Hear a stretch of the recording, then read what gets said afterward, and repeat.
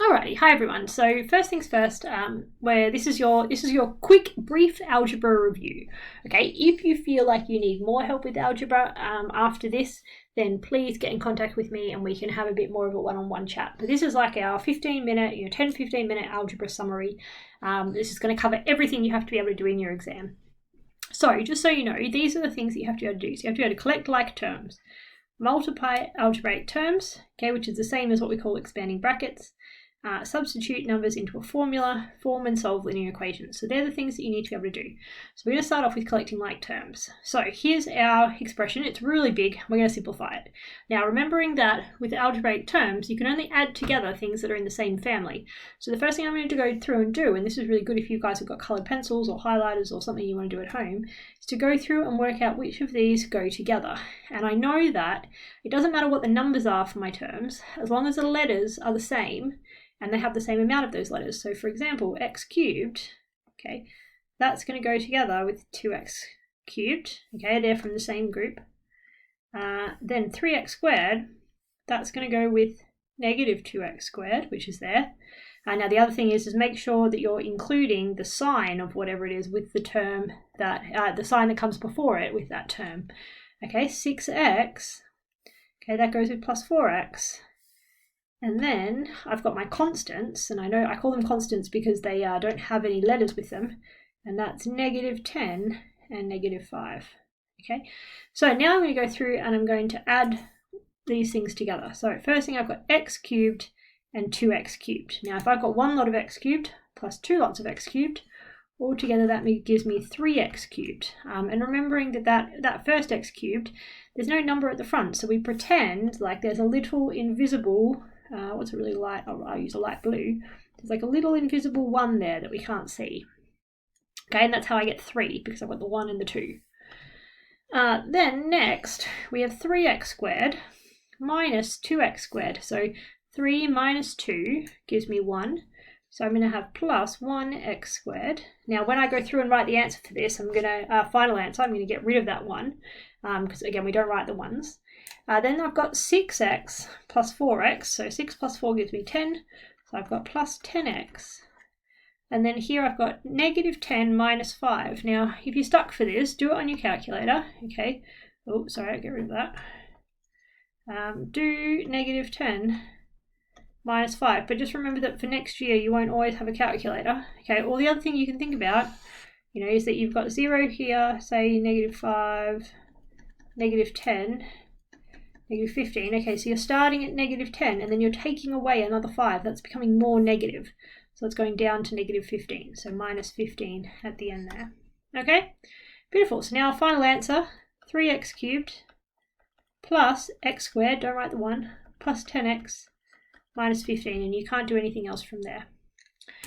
Alrighty, next one. So with this one, we're going to expand out these brackets first. This was what we were doing last week. So I'm going to get my nice handy claw out. Okay, 3 times x, 3 times negative 4. So my answer here is going to be 3 times x is 3x, 3 times negative 4 is negative 12, okay, because you've got 3 lots of negative 4, so that's minus 12. Again, use your calculator if you're stuck.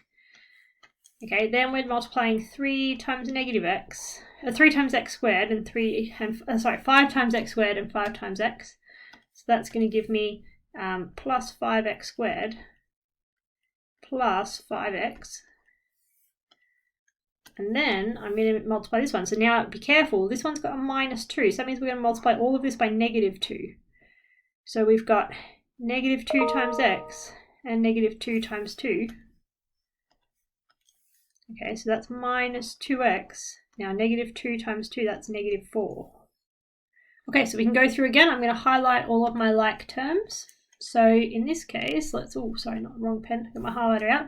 So I'm going to look at all the things that have got an x and a single x. So we've got 3x, 5x, and negative 2x. And I'll just include the plus on that as well. Okay, then we've got what goes with the negative 12. Well, with the negative 12, we also have the negative 4, things that don't have any letters. And then lastly, all by itself, we have the plus 5x squared. So now I'm going to go through again. Okay, so 3x plus 5x, that's 8x.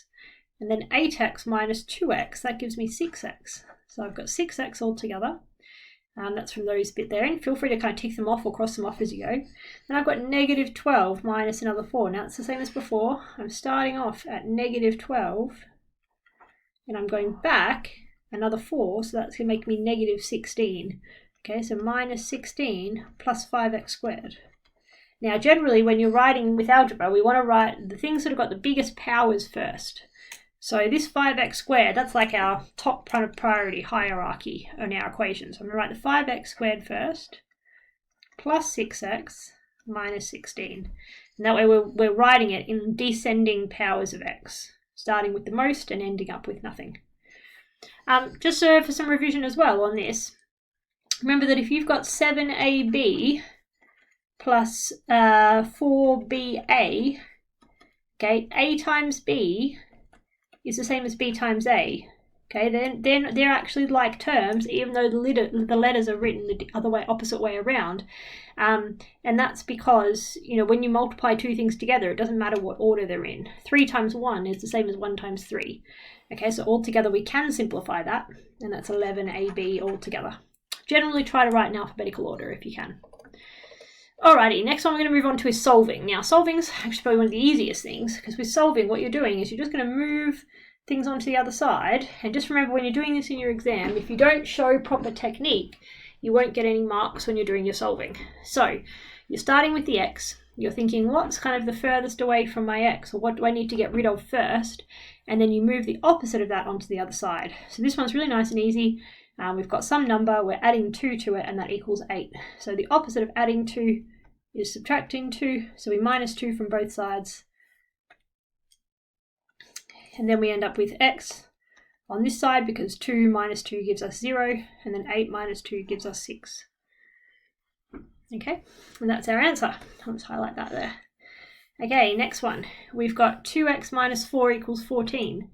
So in this case, there's two things we're going to have to do. We're going to have to get rid of that 4, and we're going to have to get rid of the 2. But we want to work with the things that are the furthest away from the x. And what I mean by that is the things that you're doing last to that x value to make the equation. So in this case, you've got the minusing the 4, and that's coming after the times by 2, because the times by 2 is attached to the x. So in this case, we're going to plus 4 to cancel out the minus 4. And then we're left with 2x, and also when you're doing this, please make sure you're only working one step at a time, okay? 2x equals 18. And then the opposite of multiplying by 2 is dividing by 2, so we're going to divide both sides by 2.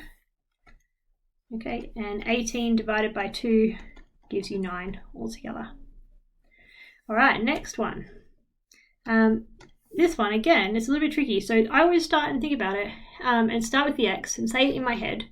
And that helps me think about the order that I've got to do things in. So in this case, when I'm saying this in my head, I'd say x minus 7 divided by 3. And the thing that you say last, that's the thing that you should undo first. So in this case, I'm dividing by 3 last. So opposite of dividing by 3 is multiplying by 3. So I'm going to times both sides by 3. The divide by 3 and the times by 3, that cancels. So I'm left with x minus 7 on the one side equals to 33. Okay, and then the opposite of minusing 7 is adding 7.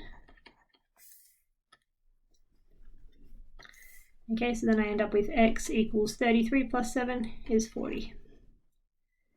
Okay, just remember the last thing that you could do with all of this is go through in your head and sub that back in and then work out if your answer's right. So you could say to yourself, 40 minus 7 is 33, 33 divided by 3 is 11. Yes, my answer is correct. Okay, next one, we've got 2 lots of x minus 1, or x minus 1 times by 2, because the 2's outside the bracket, you're multiplying everything by 2, and that's equal to 6. So because we're timesing everything by 2, okay, in this case we're going to divide by 2 on both sides first. Okay, and then we're left with x minus 1 equals 6 divided by 2 gives me 3. Okay, then I'm going to plus 1 to both sides. Okay, and I end up with x equals 4. Okay, now just a couple of things to be careful about. Not all of your answers are going to be nice whole numbers. Sometimes you might end up with fractions. Sometimes they might be negative. That's completely fine and to be expected. Okay, there's no reason why that's not the case. Okay, so just keep that in mind. And if you're not sure whether you got the right answer, again, try and sub it back in. You can even do that in your calculator. So for that last one, we had 2 lots of 4 minus 1. Okay, sub that in, and if you get the same answer as what you started off with, 6 in this case, you're probably right. So that's good. All right, last couple of bits. So substitution. So when you're substituting, you're told the value of one letter and you're subbing that in to find the value of some other quantity. Okay, it might be more than one as well. So in this case, we've told for n equals 3m plus 7, if m equals 1, what is the value of n? And we've done this quite recently with what we're doing, sequences and series and stuff. Okay, so if m equals 1, so we're going to sub in 1 for m. Always put it in brackets just in case it's negative, and then you can see it a bit better. Okay, plus 7. So 3 times 1 is 3, plus 7 gives me 10. Okay, and that's my answer. Next one. And just again, remember, you can't just do this straight on your calculator without any reasoning. You do need to put this in. You need to show all of your working, otherwise you won't get marks in your exam. Okay, next one. If m equals negative 4, what's the value of n? So now in this case, I'm going to put in negative 4. So n equals 3 times negative 4 plus 7. Okay, so that's equal to negative 12. 3 lots of negative 4 is negative 12. And again, this is why I put it in brackets, so that you don't, if you don't put it in brackets, see, it looks like 3 minus 4. It's not 3 minus 4, it's 3 times minus 4. 3 lots of minus 4 plus 7. Okay, so then in this case, negative 12 plus 7, well, if we go to, there's 0, there's negative 5, there's negative 10, negative 12, okay? If we're adding on 7, we're going more positive. So we've gone 2 up to negative 10, and then we've gone 5 up, so that's plus 2, plus 5. We've gone 5 up to negative 5, so m equals negative 5. N equals negative 5. Okay, cool. And you can just do that in one go or again on your calculator if you would like. Last one. That's a 2, by the way, sorry. And that's a z. Okay, so we've got 3b plus 2c equals to z. If b equals 2 and c equals to negative 5, what is z? So we've got 3 lots of 2 plus 2 lots of negative 5 equals to z. So 3 lots of 2, that's 6.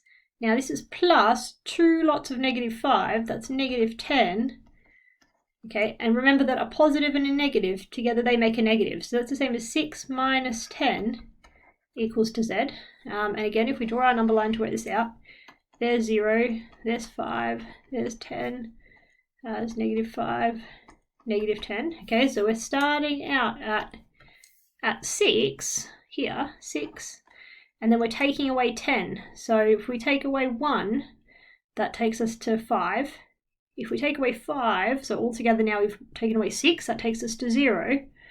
Okay, and we need to take away another 4 to go to negative 10. So if we take away another 4, that gets us to negative 4, which is there. Okay, so in this case, z equals negative 4. Okay, and again, you could just do that as 10 in one go if you want, and do, or you could do 6 and then 4. It's up to you. I probably shouldn't have done the one at the start, to be honest. That was a bit silly.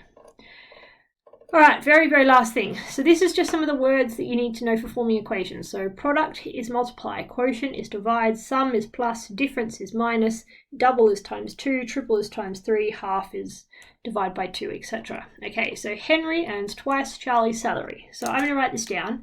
I'm going to let H equal, I'm going to let C equals Charlie's salary. Okay, and I know that Henry, in pounds, Henry equals 2 times Charlie. Okay, he makes twice Charlie's salary.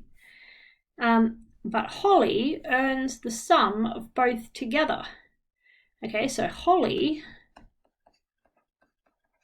the equation for Holly's salary is equal to Charlie plus Henry, okay, which is Charlie is C plus Henry is 2C. So altogether she makes 3 times Charlie's salary altogether. Alrighty, I hope this helped. Have got some revision questions, and I will chat to you later on in the week.